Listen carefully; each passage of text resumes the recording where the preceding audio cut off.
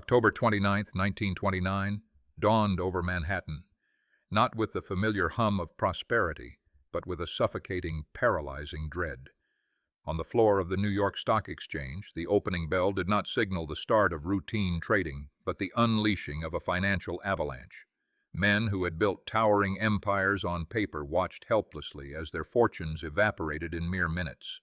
The usual roar of the trading floor devolved into a primal scream, a chaotic, desperate scramble to sell at any price, to anyone who would buy.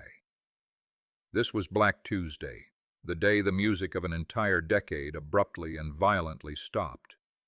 To comprehend the sheer velocity of this collapse, one must first understand the intoxicating ascent that preceded it. The decade following the First World War had fundamentally transformed the American economic landscape. It was an era defined by a relentless, infectious optimism, a period of cultural and financial exuberance that would forever be known as the Roaring Twenties. The nation had emerged from global conflict not just victorious, but economically supreme, transitioning rapidly from a wartime production machine to a consumer-driven powerhouse. Real technological revolutions provided the initial solid foundation for this unprecedented economic expansion. The widespread electrification of homes and factories, the mass production of the automobile, and the sudden ubiquity of the radio altered daily life on a structural level. These innovations generated massive corporate profits, increased industrial efficiency, and created entirely new industries, seemingly overnight. For the first few years of the decade, the surging stock market was an accurate reflection of a genuinely booming industrial economy. However, as the decade progressed, the fundamental nature of the market began to mutate from a barometer of industrial health into an engine of pure financialization. The steady, predictable returns of traditional investments began to look agonizingly slow compared to the rapid, explosive gains visible on the ticker tape. The focus of Wall Street shifted subtly but decisively away from funding capital expansion and toward the relentless pursuit of capital appreciation. Ordinary citizens, captivated by endless tales of overnight millionaires, began to view the stock market not as a place of calculated risk, but as a guaranteed mechanism for personal wealth creation.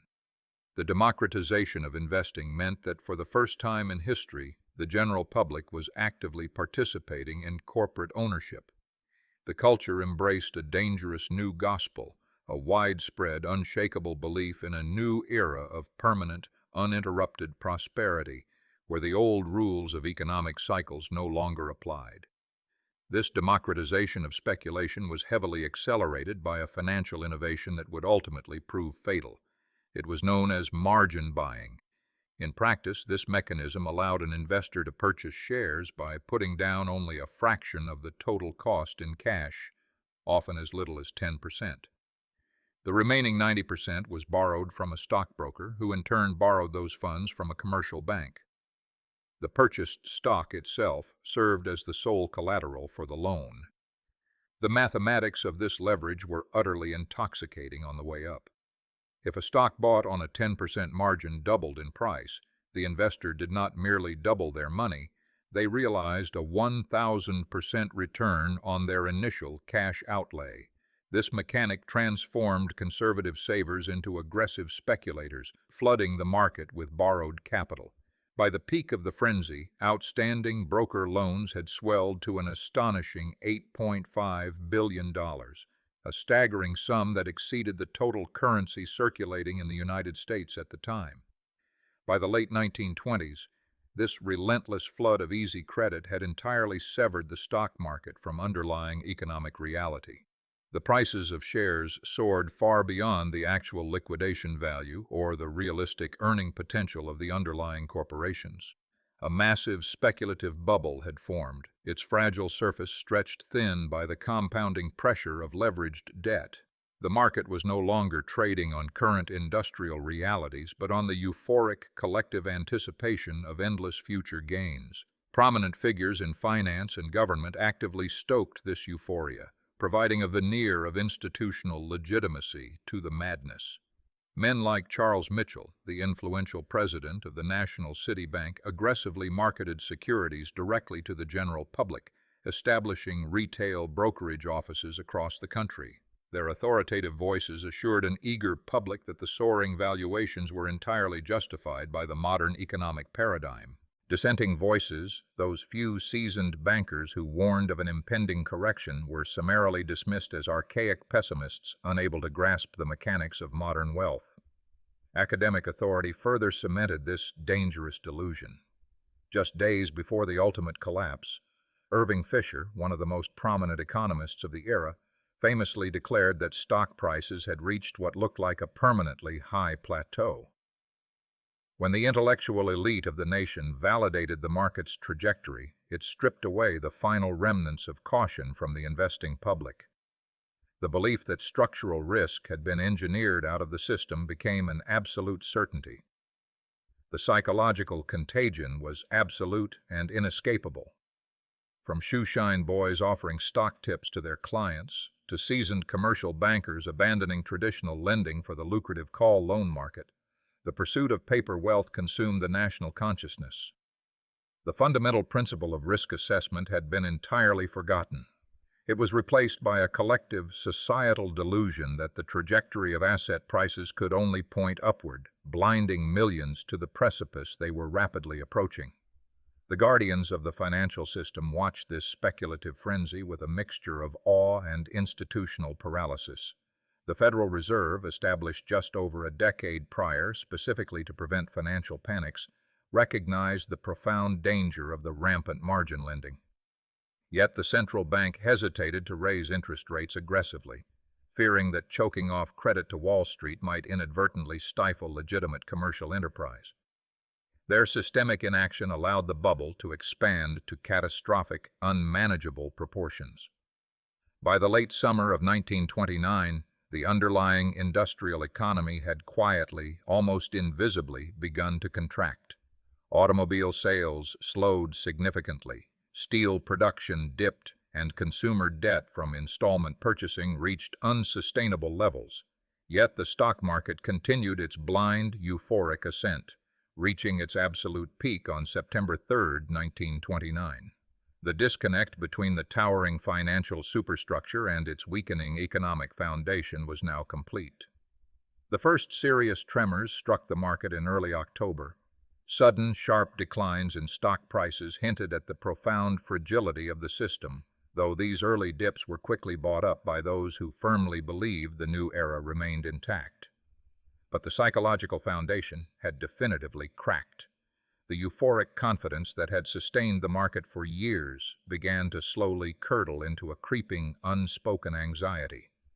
That anxiety erupted into outright panic on Thursday, October 24th. As the opening bell rang, a massive, coordinated wave of sell orders hit the floor. Prices plummeted instantly, wiping out months of gains in a matter of hours. The sheer volume of trading caused the ticker tape, the vital communication lifeline of the entire financial system, to fall hours behind reality. Across the country, investors gathered in crowded brokerage offices, watching blindly as their life savings dissolved in an agonizing information vacuum. In a desperate attempt to halt the collapse, a coalition of the most powerful bankers in America convened at the offices of J.P. Morgan and Company. They pooled their massive resources, dispatching the vice president of the exchange to the floor to ostentatiously purchase millions of dollars in key blue-chip stocks. The goal was to project an image of unshakable stability and institutional command. For a brief, fleeting moment, the strategy worked, the panic subsided, and the market closed with a fragile semblance of order. But the weekend brought no true respite for the exhausted financial district. Behind closed doors, brokers frantically reviewed their ledgers and realized the terrifying extent of the structural damage. As prices had dropped precipitously on Thursday, the value of the collateral holding up the massive, invisible tower of margin debt had shrunk below legal limits. To protect their own solvency, brokers began issuing margin calls by telegraph and telephone, demanding that investors immediately deposit more cash to cover their highly leveraged positions.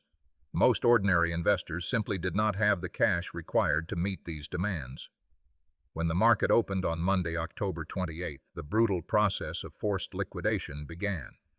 Brokers ruthlessly and mechanically sold off the portfolios of clients who could not satisfy their margin calls.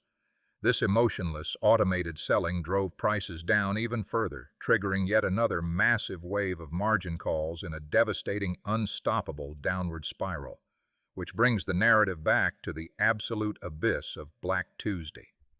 On October 29, 1929, the lingering illusion of the new era was completely and permanently shattered. Over 16 million shares were dumped onto the market, a record trading volume that would stand unbroken for nearly 40 years. The selling was entirely indiscriminate, a blind, terrified stampede for the exits that spared no company, regardless of its underlying financial health or historical dividend record. The immediate destruction of wealth was staggering to comprehend. In a matter of days, billions of dollars of paper value simply vanished into the ether, ceasing to exist. The stock market crash did not just erase the speculative gains of the late 20s, it fundamentally broke the psychological foundation of the American economy. The blind, euphoric faith in perpetual prosperity was replaced instantly by a paralyzing, systemic fear that froze the flow of capital. The contagion could not be contained to the trading floor of the exchange. The collapse of Wall Street rapidly and mercilessly infected Main Street. Banks, having heavily invested their depositors' funds directly in the market and in speculative call loans, found their balance sheets decimated overnight. As rumors of bank insolvency spread through communities, terrified citizens rushed to withdraw their life savings, sparking a devastating wave of bank runs that would ultimately collapse thousands of financial institutions and freeze credit across the nation. The Roaring Twenties had definitively ended, and the long, dark shadow of the Great Depression had begun to fall across the globe. The events of 1929 stand as a permanent, immovable monument to the destructive power of a speculative bubble. It remains a stark historical reminder that when human psychology divorces itself from economic reality, when the blind pursuit of unearned wealth obscures fundamental risks, the resulting crash is never merely a financial event. It is a profound societal trauma, one that reshapes the lives of millions and alters the course of history when the illusion finally bursts.